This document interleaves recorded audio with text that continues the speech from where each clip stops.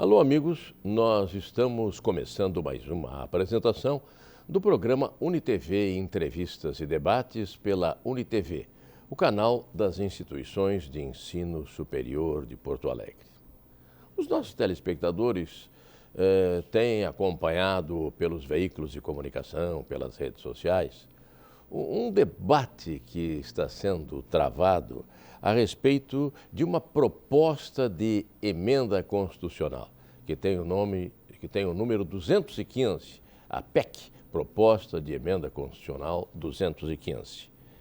Essa proposta, ela não é nova, é uma proposta que já está tramitando lá no Congresso há cerca de 15 anos. Mas agora ela emergiu. Por quê? Porque se criou uma comissão especial que vai examinar e emitir um parecer sobre essa proposta.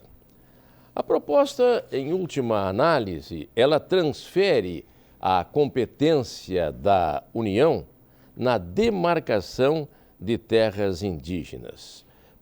Transfere para o Congresso Nacional. E ela também possibilita a revisão de terras já demarcadas. Os indígenas têm protestado, esses protestos têm sido registrados também nos veículos de comunicação social, enfim, e nós estamos acompanhando esta situação, que é o tema de hoje do programa UniTV Entrevistas e Debates. Nós convidamos dois professores especialistas nesse assunto, estudiosos do assunto, para participar do programa e, evidentemente, emitir os seus pareceres, dar essas informações, para que aqueles que nos acompanhem tirem as suas próprias conclusões. Eu quero apresentar aqui, participando do programa, o professor José Otávio Catafesto de Souza, que é professor de Antropologia da Universidade Federal do Rio Grande do Sul, mestre e doutor em Antropologia Social, arqueólogo, coordenador do Laboratório de Arqueologia e Etnologia da Universidade Federal do Rio Grande do Sul. E eu apresento também a professora Maria Cristina dos Santos. Professora Maria Cristina dos Santos é professora de História da Pontifícia Universidade Católica do Rio Grande do Sul. Mestre em História Ibero-Americana, doutor em Antropologia da América, tem pós-doutorado em Antropologia da América pela Universidade Complutense de Madrid. Enfim, são os nossos dois convidados de hoje, professor Catafesto e a professora Maria Cristina, vamos chamá-los assim. Eu vou pedir ao professor Catafesto que, inicialmente, de forma bem objetiva, para situar os nossos telespectadores, principalmente aqueles que não são iniciados nesse assunto, que nos diga alguma coisa a respeito da atual situação dos indígenas aqui no Brasil.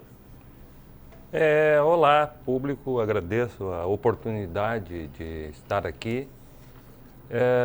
A realidade indígena diríamos, né, um tema menor dentre as políticas e assuntos que são tratados na imprensa, mas é um problema que está na origem da nossa... Mas seguidamente aparece, né? Quando é problema ou quando é dia do índio, né? Programa de índio. Os índios são um tema recorrente, sem dúvida, mas não dimensionado na contradição crítica que é a regularização de territórios num processo que apenas desde 88 reverte. Os territórios indígenas estiveram num processo de desapropriação desde a fase inicial da criação do país, e hoje a tentativa de regularizar os poucos territórios que eles dispõem ou reverter algumas situações que o direito é reconhecido, tem implicado no aparecimento de uma mobilização contrária de forças, enfim, que fazem parte da história do país, que se articulam em cima de um modelo de desenvolvimento que é centralizador, voltado à exportação primária. O país mantém o seu papel no quadro internacional de fornecedor de matéria-prima e dispõe de mão de obra barata, né? E esse processo, inevitavelmente, implicou na expansão do crescimento econômico, urbanização, grandes projetos de engenharia, como são hidrelétricas, gerando problemas que hoje dificilmente serão revertidos, né? Nós trabalhamos com a história, Maria Cristina também, né? Sabemos que praticamente todo o território originalmente era indígena e mesmo em cidades como Porto Alegre e São Paulo, a origem da história é em cima de mão de obra indígena. Só que é um capítulo difícil de tratar porque, enfim, a elite brasileira e a classe média reproduz esse padrão, é sempre o espelhamento desde aquilo que acontece na Europa, desde aquilo que acontece no hemisfério norte, tendo dificuldades, inclusive, de reconhecer sua ascendência indígena. Então, o problema das terras indígenas é também um problema de identidade nacional, é assim que nós, como antropólogos, percebemos, né? E a PEC agora, sistematicamente está sendo retomada, mas a pressão dos movimentos indígenas, que são muito fortes, não apenas hoje, mas é um tema também não muito bem divulgado, mas que quem é especialista sabe. A Maria Cristina, no ano passado, organizou um evento, né, relacionado aos efeitos da ditadura militar em cima de comunidades indígenas, e é avassalador, inclusive como reformatórios, presídios, né? Enquanto se fala da elite urbana, intelectual, que vai fazer, né, movimento né, de guerrilha na Amazônia, não se reconhece que os índios estão sendo mortos pelos militares sem que sequer a sociedade brasileira tivesse conhecimento sobre esse assunto. Pois é.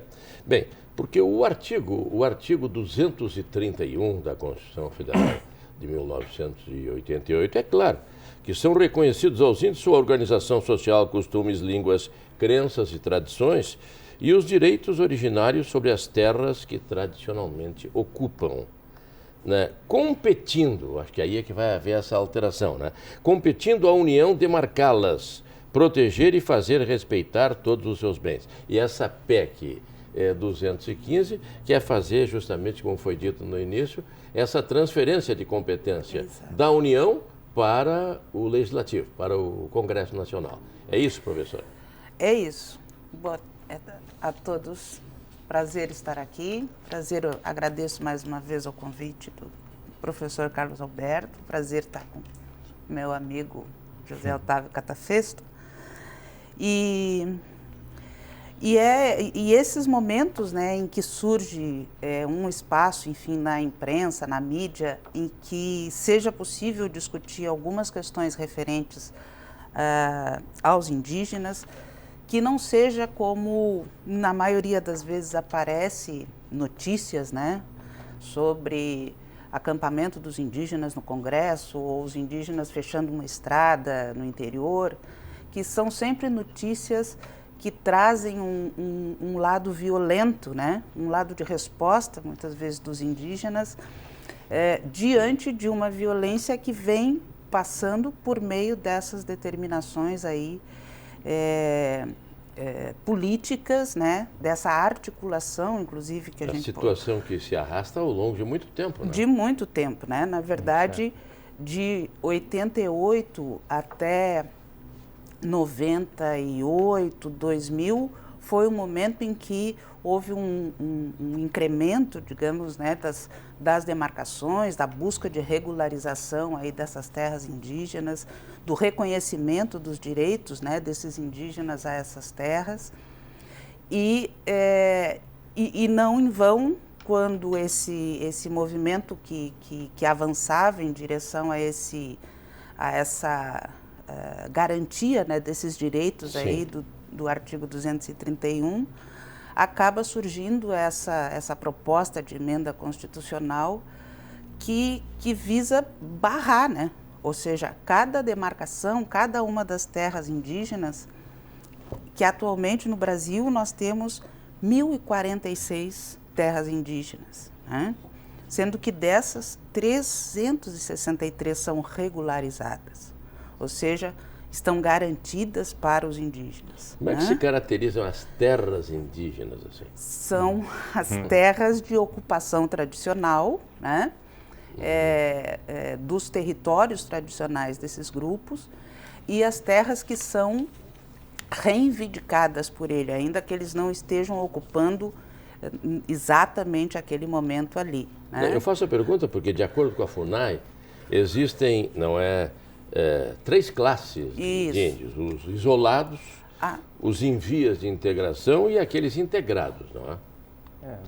Categorias problemáticas, né? Por exemplo, eu não gosto da categoria isolados, porque desde que a arqueologia e a história nos mostra, os índios estão em contato, conhecendo as frentes de expansão civilizadas desde muitos séculos. Eu não acredito que um índio que hoje, por mais ele não tenha contato, seja isolado. Ele é um índio arredio, ele é um índio que sistematicamente está fugindo do contato. Não é que ele esteja num canto da floresta onde ninguém chegou. Ele se isolou num lugar que é de difícil acesso de propósito. Ele tem conhecimento da civilização. E, por outro lado, as terras, os índios em contato, a situação crítica que é todo o reconhecimento da presença indígena em cidade, como aconteceu em Porto Alegre, como aconteceu em São Paulo, né? Eu sou de uma situação pós Constituição Federal de 88, em que o Ministério Público fazia audiência aqui em Porto Alegre para encontrar uma alternativa para onde os índios tinham que ser levados. Porque a mentalidade, até há bem pouco, era de que índio só tinha legitimidade de viver nas áreas demarcadas. Os índios não tinham livre arbítrio no trânsito do ir e vir. Esse direito só foi conquistado a partir de 88 e olhe lá. Sei de prefeituras que continuaram pegando índio de beira de estrada e levando arbitrariamente para outras terras. Então, o direito foi conquistado pelo menos pela lei, né? Sim, agora, pela lei. Até se a lei que foi ela seguida ou não é outra coisa. Se demarca em 5 anos, a partir de 88. A Cristina está trazendo um percentual aqui que é 30%. 300 terras, né, regularizadas. Sim. E essas categorias da FUNAI também foram criadas aí na década de 70, né, em que existia uma ameaça, digamos assim, de que o índio iria desaparecer, né? Justamente por essas categorias de integrados, então não eram mais índios. Então, a emergência de que os índios iriam desaparecer fez com que se criassem essas reservas, que é como a ideia de reserva, né? Guarda os bichinhos, né, para ir verem no zoológico, um índio e tal. Mas, os antropólogos estudarem. Ou os antropólogos estudarem, enfim. Mas o que se viu na prática não foi isso, né? Não foi isso porque a lei garantiu esses direitos, né? Então, a ideia dessa proposta de emenda constitucional, ela visa justamente ameaçar não só as 363 que já estão regularizadas, porque poderão entrar em processo de novo, como todas as outras mais de 600 que estão em processo de regularização, de homologação, né? E mais 300 e poucas que estão sendo reivindicadas, né? 348 que estão sendo reivindicadas por comunidades indígenas. Então, e a forma, a notícia mais recente, né, foi a composição de uma comissão cujos membros dá uma certa preocupação, é impossível que não, né? Assim, os políticos que estão fazendo parte dessa comissão que vai reavaliar agora a PEC, estão vinculados, evidentemente, a bancadas, fundamentalmente a bancada ruralista, que não tem nenhum interesse, né, melhor, tem todo o interesse em avançar com esse processo e aprovar essa proposta de ementa, e a bancada evangélica, que por outros motivos também, né, se une aí aos ruralistas. Então, se as terras indígenas forem para o Congresso com essa conformação de poderes, né, não vai ter nem as 363 que já estão regularizadas. E vocês têm acompanhado, assim como estudiosos na matéria têm, ou isoladamente ou integrados a grupos, acompanhado essa tramitação, essas demarches no Congresso Nacional?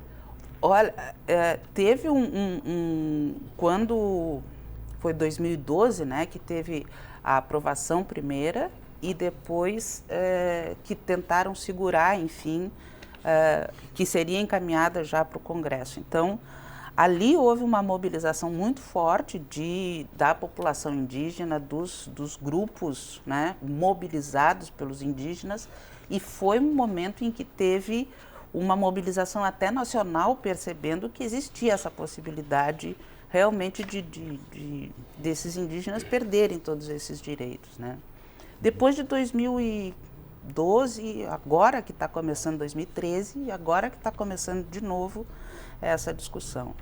Agora, esses interesses econômicos, como o Catafesto colocou no início, esses interesses econômicos que perseguem, né, e que mobilizam facções políticas, enfim, no Brasil, evidentemente que são extremamente favoráveis à aprovação imediata dessa PEC, e porque os indígenas são vistos dentro do Brasil e principalmente nas zonas onde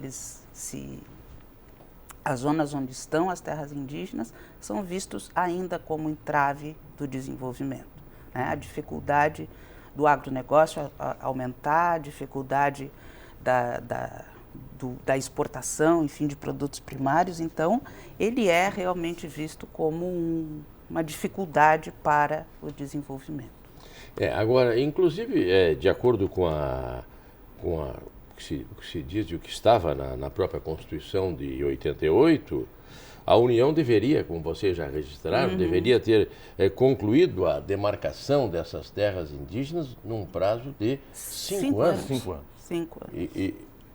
E já quanto tempo passou? Não, 5 anos foi mais ou menos a data da portaria que a FUNAI criou, porque a Constituição diz: demarque-se e lei complementar dos órgãos competentes que criem a maneira como o processo vai se efetuar. Estabelecendo um prazo de 5 anos. Não, mas foi 5 anos para a FUNAI criar as portarias para dizer que a demarcação passa por tais processos. A primeira parte é a identificação com a criação de um grupo de trabalho coordenado por um antropólogo. Levaram 5 anos para dizer que tinha que ter como se identificar, como se faria a demarcação. Registrar. Né? Já havia toda uma legislação. Mas não era esse o espírito da lei, era já a demarcação ocorrer em 5 anos. Sim, mas é para mostrar que as forças políticas, nesse meio contexto, estão atuando. Eu queria um pouco esclarecer ao público como é que é a diferença, né? De um lado, o executivo é a FUNAI. Então, a Constituição deu à FUNAI autonomia para a realização desse processo de regularização, que vai desde estudo preliminar, ao levantamento fundiário, cadeia dominial, até a publicação em diário oficial da área de amplitude, para o direito de resposta daqueles que se consideram lesados. Então, 90 dias, então tem toda uma tramitação previamente definida. Mas a FUNAI era um órgão do Ministério da Justiça. Então, é a Justiça e o Presidente da República que, no final, tem que dar o canetaço de homologação desse processo. Então, quer dizer, e da mesma maneira, dentro do processo, tem um momento em que os descontentes podem apresentar o contraditório. Então, está contemplada todas as demandas por esse processo. Agora, você imagine se é o Legislativo. cada área vai virar uma celeuma política, uma barganha partidária. A proposta é essa. Enquanto que você tem cada caso resolvido com estudo e com parecer jurídico individualmente, agora isso aí agora vai ter que ter a bancada de tal partido, vai se organizar para dizer que naquela região é mais conveniente que a terra indígena não seja reconhecida, porque vai afetar empresa X ou representante a lavoura tal. Então, na verdade, o que se quer é tornar mais moroso e inviabilizar esse processo de regularização, que já é muito difícil. Sim, difícil. Que demora, né? Difícil, já ficou provado, né? É porque, na verdade, essa definição que a FUNAI colocou, né, de identificação com o parecer, né, os pareceres técnicos, tanto do antropólogo quanto da justiça, a homologação, a regularização, né, a desintrusão. Até esse processo final terminar, nós temos terras aí que estão até hoje, né, desde 88, mais 92 por aí, né, começou assim, que ainda não terminaram esse processo, né. As regiões ali do Mato Grosso, próximo de Dourados, enfim, aquilo ali é uma disputa, e uma disputa sangrenta, né, violenta, assim. Então, a tendência com a aprovação desse tipo de proposta, né, de emenda, é que a violência e a criminalidade, enfim, no campo, na zona rural, vai aumentar de forma desproporcional, ou seja, já existem, né, já temos aí vários confrontos entre indígenas, poceiros, ruralistas, enfim, e isso tende a aumentar de uma forma descontrolada até, porque se cada uma das terras vai ter que passar pelo Congresso, que passe por um acordo político, que passe por alianças políticas lá dentro, enfim. Então, essa justamente é uma das modificações previstas nesta PEC 215, é uma mudança de procedimento, que a demarcação dessas áreas, elas passariam a ser regulamentadas por lei, com toda a tramitação da lei, e não por decreto, não é? E não por decreto como é atualmente, que é muito mais rápido, não é? Sim. Seria para ser. Claro. Era para ser, né? Mas não é assim. Vamos fazer um breve intervalo no programa UniTV Entrevistas e Debates, e nós continuamos depois abordando outros aspectos ligados a esse problema.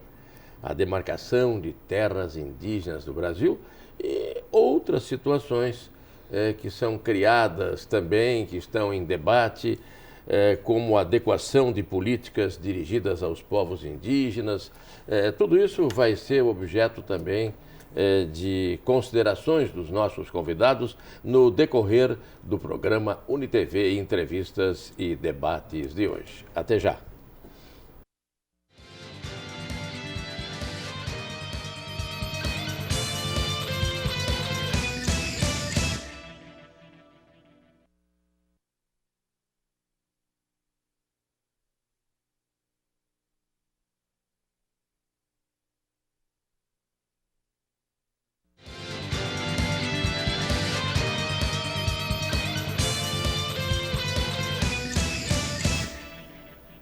Voltamos com o UniTV Entrevistas e Debates pela UniTV, o canal universitário de Porto Alegre. Hoje estamos falando sobre a situação dos índios no Brasil.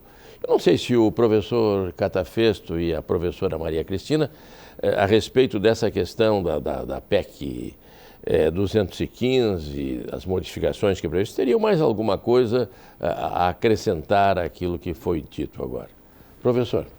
Eu queria acrescentar que percebemos hoje, e a imprensa nos apresenta, o exemplo daquilo que nos parece ser muito contundente em toda a história recente e pregressa do país, que é a capacidade de mobilização e articulação dos indígenas, né? Então, eu acho que a PEC, ela na verdade é como que uma rasteira, um drible desonesto que se faz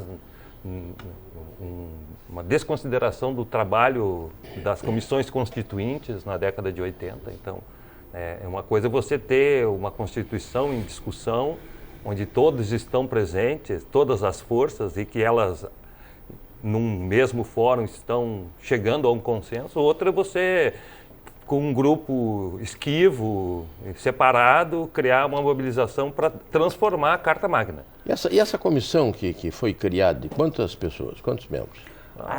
48, uma coisa assim, além do relator, presidente, vice, né? Embora tenha que passar plenário, mas vamos pensar que a Constituição, e nesse ponto que eu queria chamar a atenção, os índios estão lá nos pontos de decisão. Todas as vezes que se mobilizou nas audiências, levar à frente essa PEC, o plenário estava completamente tomado de representantes indígenas, se não barrados, né, na entrada do Congresso, mas eles estavam lá, mobilizando, né, com cartazes, né, pinturas, cocares, né, nós temos acompanhado isso. E a Constituição foi isso.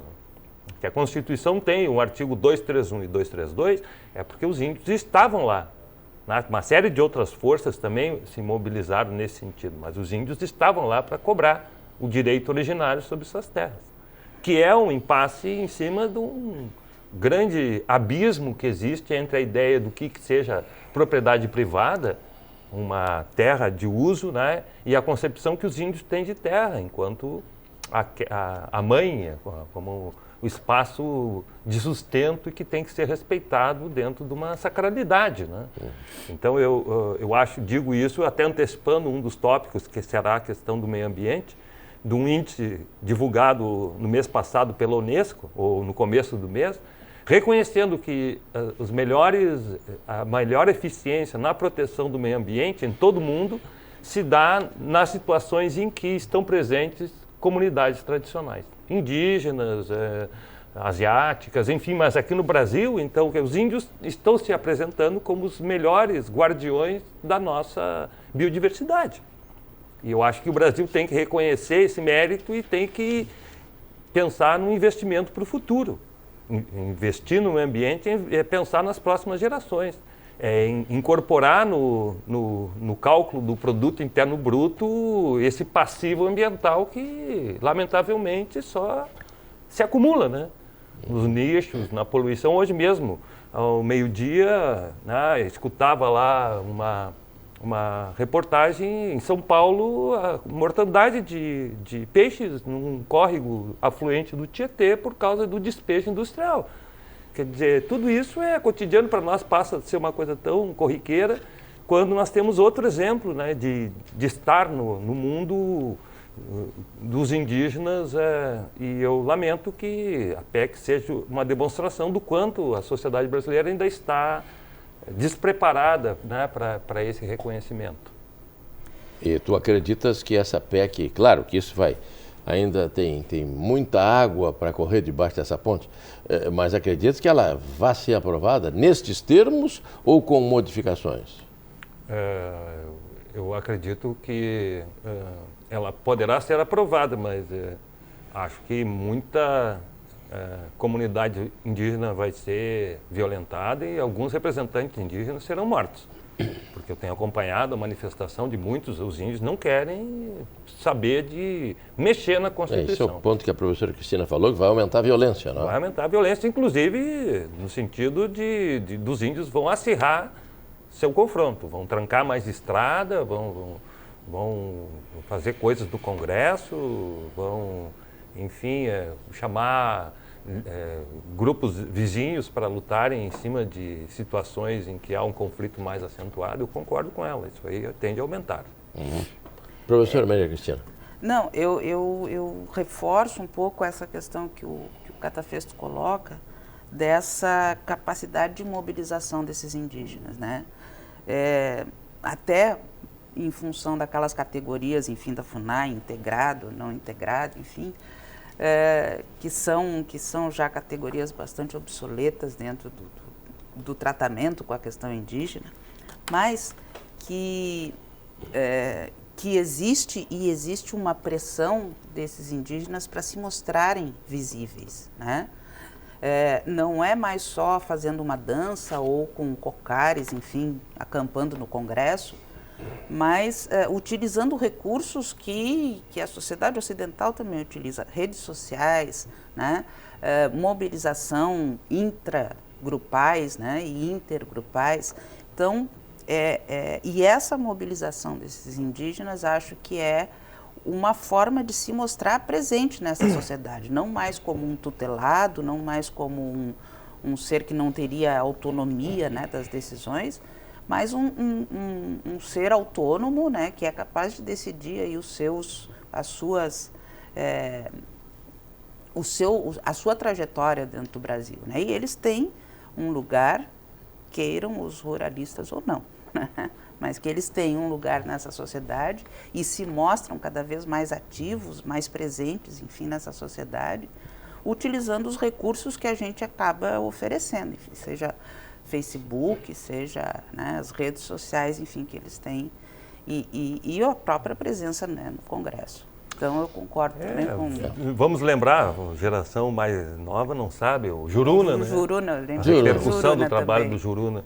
Mas tem uma liderança atual que tem reconhecimento internacional, que é o Raoni, que eu até recomendo, né? Tem disponível na internet, YouTube, Belo Monte, o Anúncio de uma Guerra, que é a trajetória do Raoni buscando os poderes, inclusive indo ter audiência com o presidente da França, cujo capital de uma empresa francesa responsável pelo interesse de mineração onde Belo Monte está sendo construída. Então, uma demonstração que os índios não estão parados.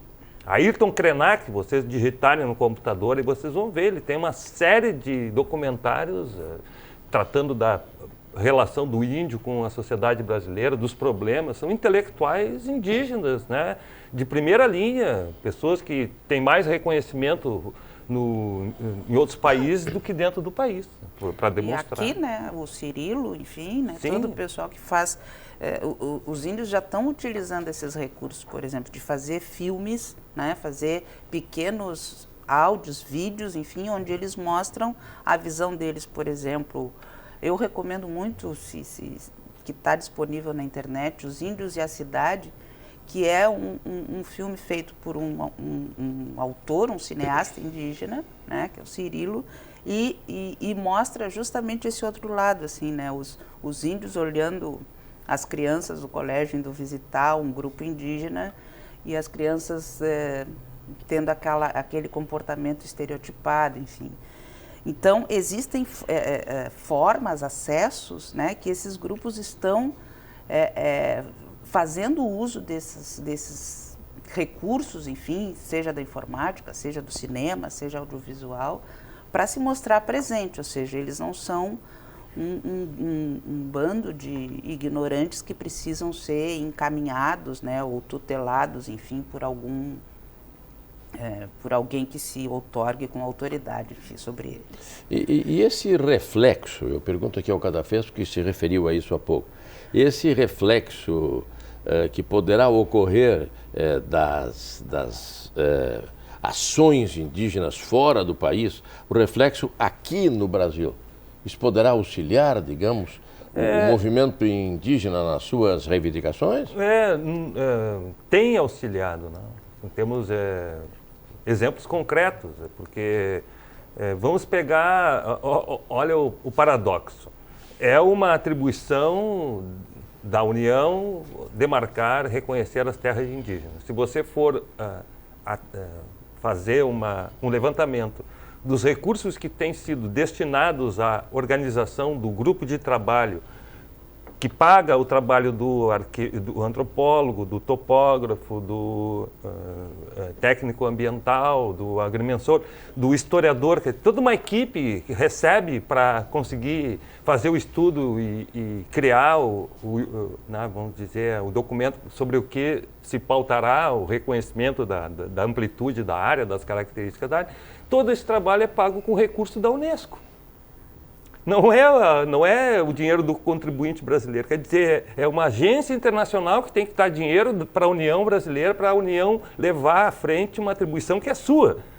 Entende? Então você vê quantas terras indígenas hoje estão bem administradas com recursos que são de ONGs internacionais, alemãs, norte-americanas. Inclusive isso tem criado toda uma acusação de que os índios estão internacionalizando o território, então, na verdade, as agências norte-americanas estão usando os índios para transformar a Amazônia num quintal norte-americano. Isso é tudo um discurso para desconsiderar a incapacidade do Estado brasileiro de administrar, e os índios não ficam parados. Eles vão atrás de recursos e conseguem aliados, né? Vídeo nas aldeias é um exemplo, né? Quer dizer, universidades que de repente passam a participar e se sensibilizarem e apoiarem os índios na sua luta, né? Mas isso é uma coisa muito lenta. Agora eu queria chamar a atenção também para o tema da adequação das políticas. Exatamente. O reconhecimento da terra indígena é uma delas. Mas a Constituição reconhece aos índios e outras populações minoritárias ou diferenciadas, como os quilombolas, que tenham políticas especiais no campo da saúde, da infraestrutura, do sustento, da educação. Então, e isso, neste caso, nós temos visto um avanço significativo. Seja no caso da educação, a criação de escolas bilíngues, né? Exatamente. Seja no caso da saúde, a adequação de políticas. Então, daqui a pouco você tem, dentro das áreas indígenas, enfermarias e postos de saúde com enfermeiros e médicos que se adequam, enfim, às demandas locais, que reconhecem, por exemplo, o pajé, o xamã da aldeia como alguém que também com quem se tem que negociar, porque toda a comunidade indígena reconhece que há doença de branco e doença de índio. Então não adianta o médico querer tratar a doença que, mesmo que haja um diagnóstico branco da medicina, né, que haja também uma maneira própria de tratar o assunto, como nós nos debatemos com a questão da bebida alcoólica. Para os índios não há alcoolismo, para os índios há a perda da alma, a pessoa que é afetada ela tem que entrar num ritual de cura. E o médico não pode ser limitado para achar que não, é ignorância dos índios. Não, tem que compatibilizar. Só para dar exemplos. Questão da sustentabilidade, né? Teve no tempo do Olívio, uma boa vontade aqui como governadora, conseguiu recurso do RS Rural com o Banco Mundial para adequar políticas adaptadas às comunidades indígenas.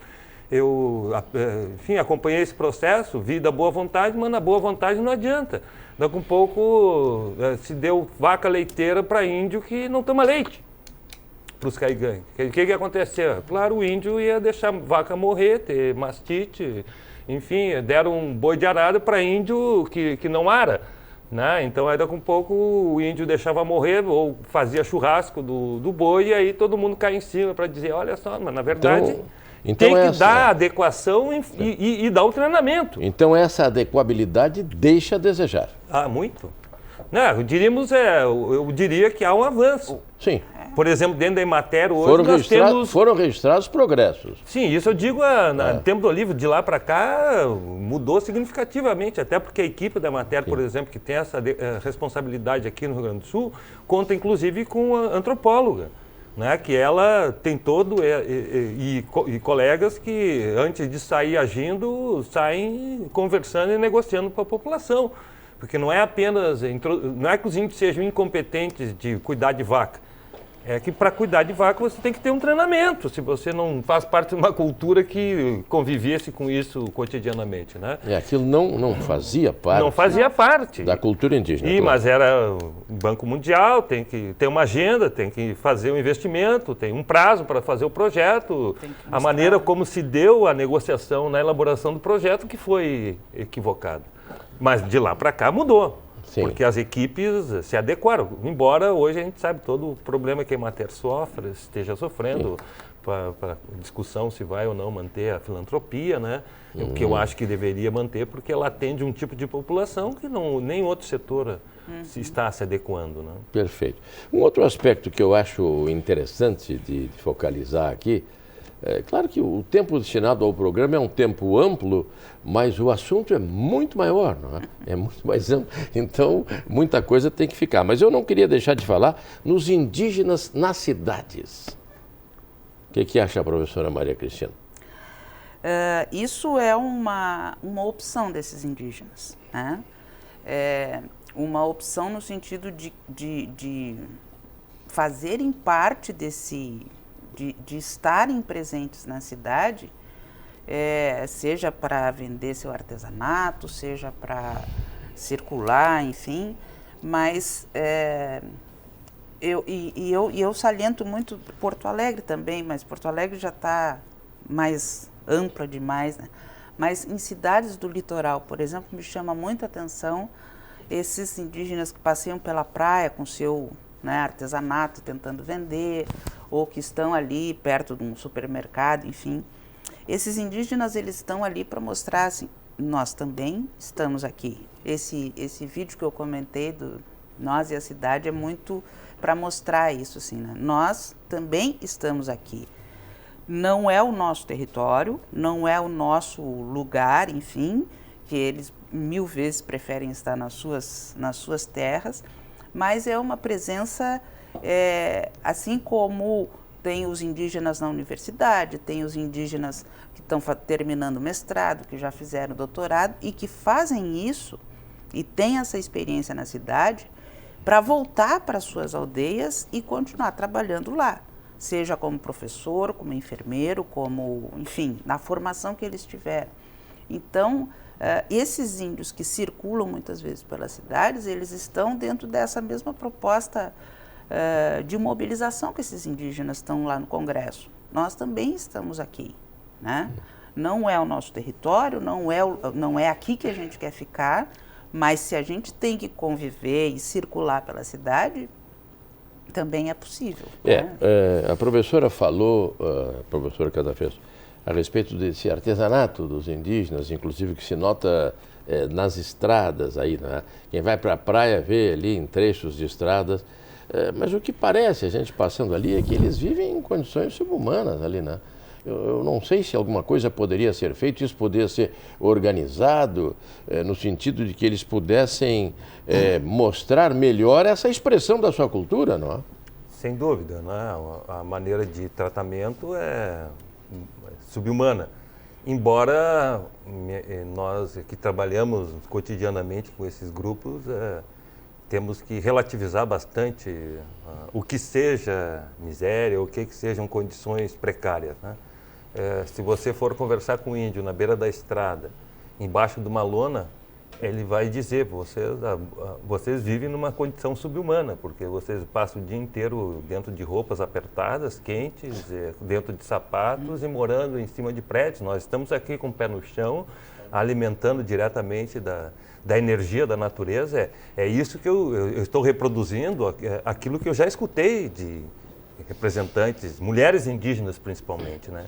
As mulheres indígenas que sentam no chão, elas dizem assim, o branco tem medo do chão. A gente senta no chão e com o pé no chão a gente tem a vitamina, a energia da terra. Então a gente tem que avaliar isso um pouco dessa maneira. Agora, voltando ao tema da cidade, eu participei de algumas audiências públicas aqui na Câmara dos Vereadores, enfim, Ministério Público, onde o tema índio e cidade foi sempre reiterado ao longo da década de 90.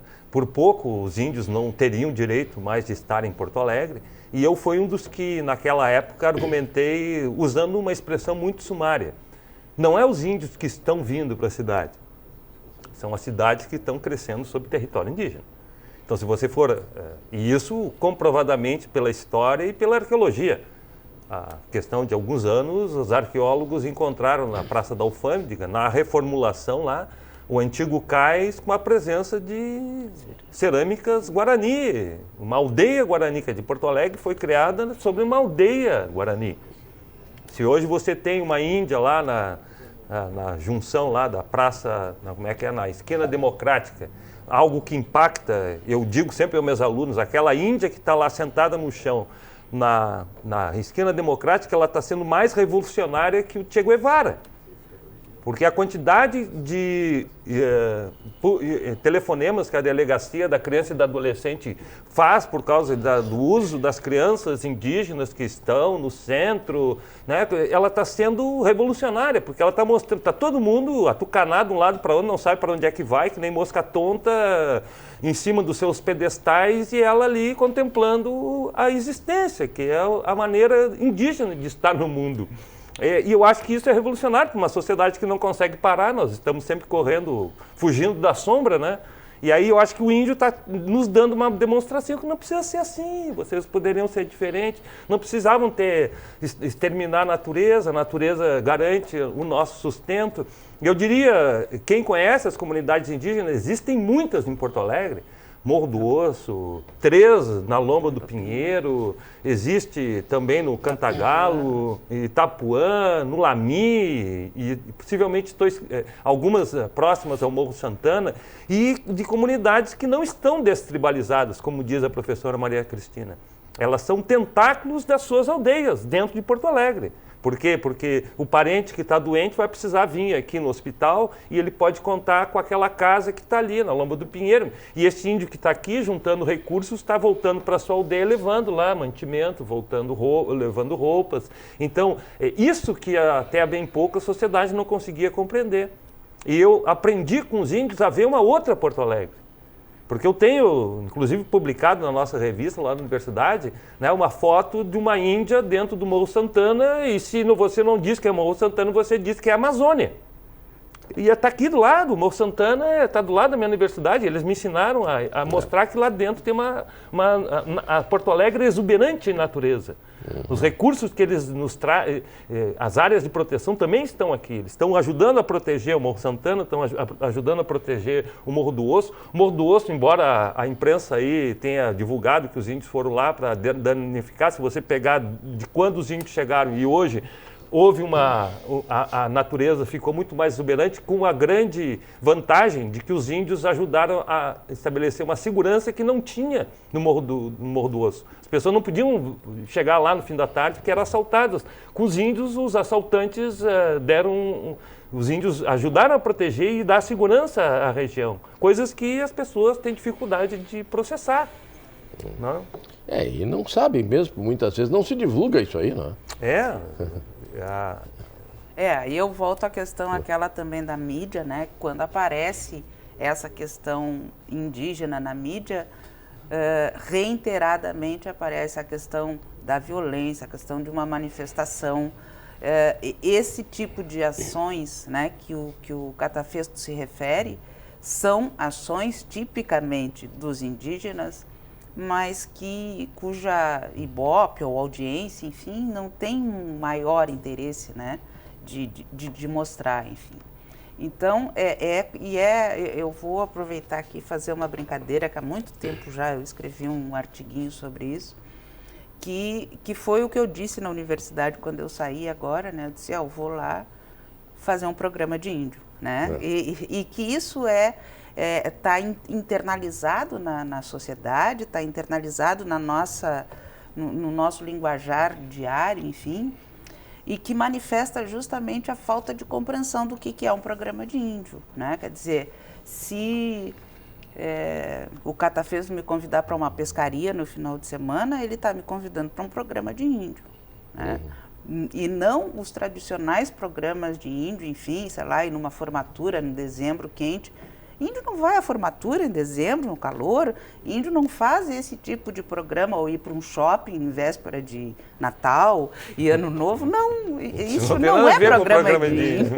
Esses não são os programas de índio, né? Então, o que acontece é que justamente essa coisa assim que sai no nosso discurso cotidiano, né? Que indiada, carteirinha da FUNAI ou o programa mesmo de índio, manifesta essa nossa incompreensão do que essas atividades, do que são essas atividades dos índios, né? Como eles podem viver, enfim. E na verdade, se me convidarem para uma festa, se me convidarem para uma pescaria, se me convidarem para ir caminhar no mato, Esses são os programas de índio, né? Que ninguém chama, né? Shopping, formatura e outros que tais, enfim. Não é exatamente o programa que índio gosta de fazer. Até se dizia muitas vezes também, do ponto de vista jocoso, assim, de brincadeira, o índio quer apito, né? Sim.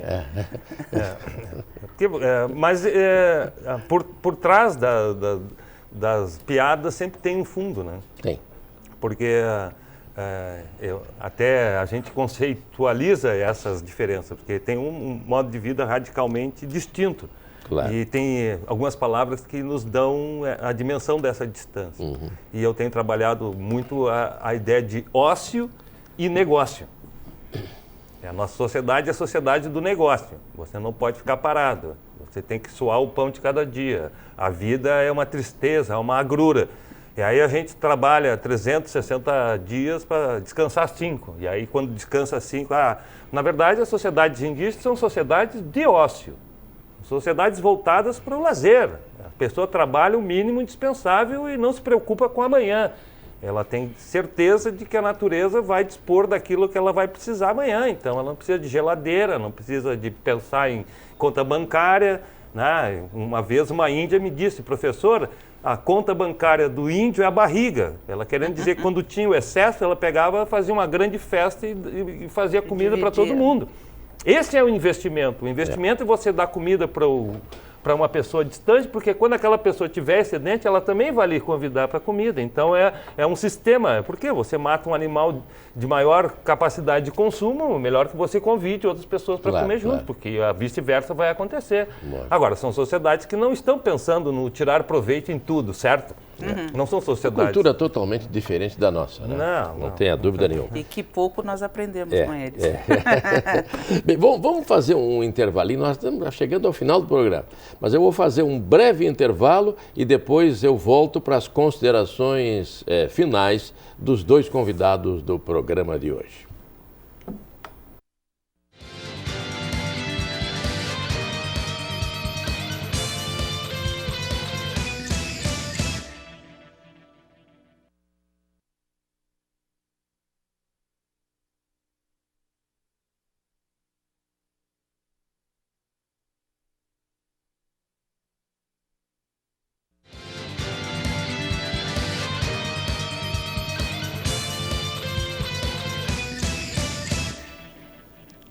Terceiro e último segmento do UniTV Entrevistas Debate. Segmento mais curto, porque eu reservei esse segmento para as considerações finais daqueles que participaram do programa. Professor José Otávio Catafesto, professor de Antropologia da Universidade Federal do Rio Grande do Sul, nome completo é José Otávio Catafesto de Souza, e também a professora Maria Cristina dos Santos, que é professora de História da Pontifícia Universidade Católica do Rio Grande do Sul. Com a professora Maria Cristina, as suas considerações de encerramento. Bom, primeiro, mais uma vez, agradecer a oportunidade, né, de realizar, enfim, esse debate, que eu espero tenha, pelo menos, esclarecido alguns pontos aí para o telespectador, enfim, que nos ouve. E que esse esclarecimento tenha sido no sentido de ter uma visão um pouco menos preconceituosa, né, um pouco menos com ideias, né, pré-formadas já sobre manifestações dos indígenas, ou quando essas manifestações, seja pela mídia, seja pelas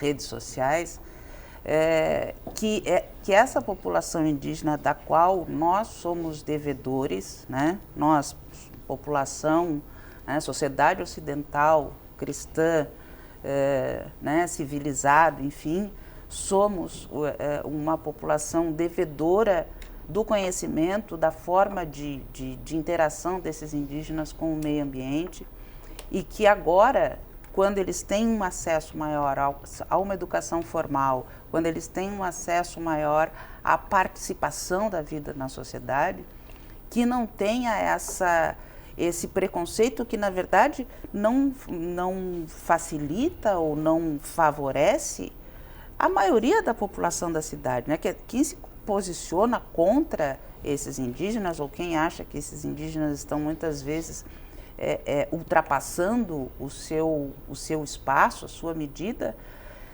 são aqueles grupos que têm interesses econômicos, fundamentalmente, nas terras indígenas. Então, com essa rediscussão, né, trazendo à pauta de novo essa PEC 215, espero que talvez o programa tenha pelo menos assim elucidado alguns pontos do que significa efetivamente a transferência dessa autonomia do Executivo e da FUNAI, enfim, sobre essas terras indígenas, que são minúsculas, embora sejam muitas, né, oficialmente aí 1046, na verdade esse controle é do CIMI, o Conselho Indigenista Missionário, mas que dessas terras que estão em processo de regularização tenha, né, pelo menos uma boa acolhida por parte da sociedade, e não tanto essa predisposição ao combate. Né?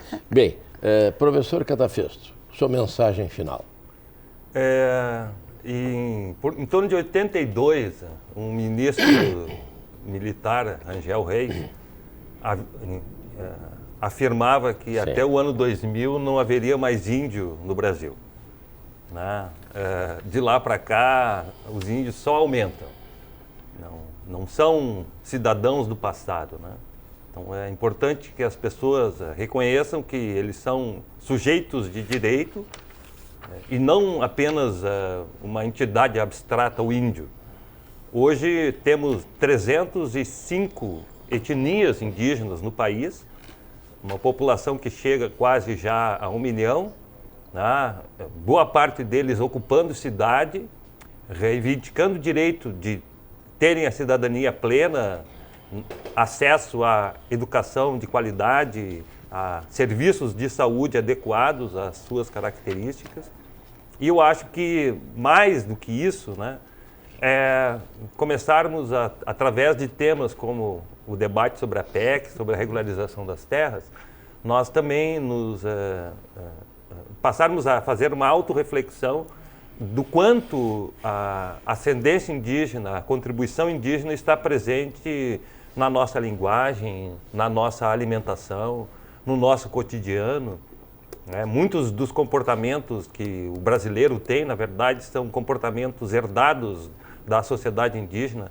Haveria que ter um crédito, né, de todos com relação a essa contribuição à sociedade brasileira, e uma delas é, sem dúvida, reconhecermos o direito de ir e vir das sociedades indígenas, o direito de compartilhar conosco o meio ambiente, o direito e o dever até de contribuir na proteção e preservação da nossa biodiversidade, coisas que, embora o debate da imprensa não relacione, né, com a questão política da primeira ordem, mas que explicam toda a contradição por que passa a sociedade brasileira.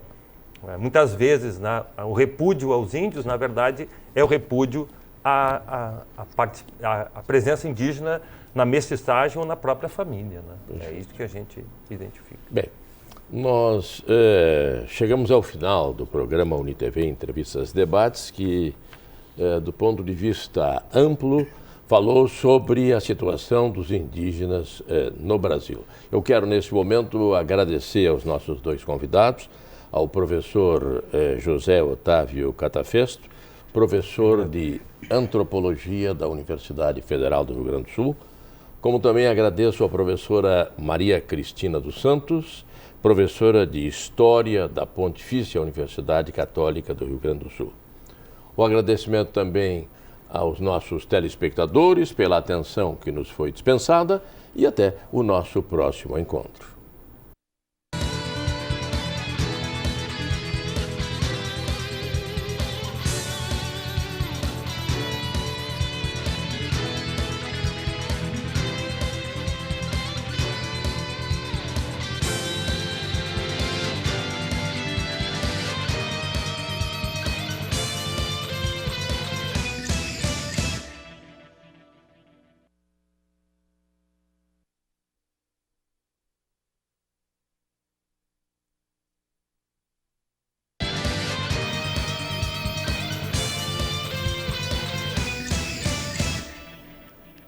Mais um tema importante nesta semana no programa UniTV Entrevistas e Debates. Os nossos convidados vão falar sobre a situação atual dos indígenas no Brasil. Temas importantes serão abordados: a adequação das políticas dirigidas aos povos indígenas, também a questão da demarcação das terras dos índios, enfim, entre outros assuntos dentro do programa, que terá a participação de 2 convidados. A professora Maria Cristina dos Santos, professora de História da Pontifícia Universidade Católica do Rio Grande do Sul, e o professor José Otávio Catafesto de Souza, professor de Antropologia da Universidade Federal do Rio Grande do Sul. Você, telespectador, é nosso convidado. Acompanhe o programa desta semana, que vai tratar de forma ampla sobre a situação atual dos indígenas no Brasil.